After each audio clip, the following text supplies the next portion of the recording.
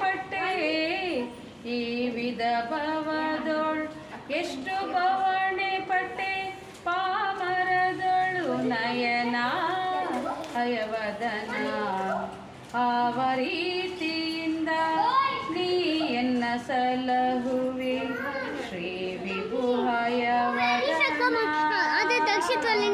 ಶ್ರೀ ವಿಭುಹಯವದನ ಅಂಗನೆಯಲಿ ಅಧಿಕ ಮೋಹದಿಂದ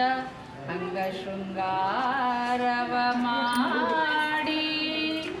ಅಂಗನೆಯರಲಿ ಅಧಿಕ ಮೋಹದಿಂದ ಅಂಗ ಶೃಂಗಾರವ ಮಾಡಿ ಮಂಗಳಾಂಗನೆ ನಿನ್ನ ಮಂಗೆಯ ಪೊರೆಯದೆ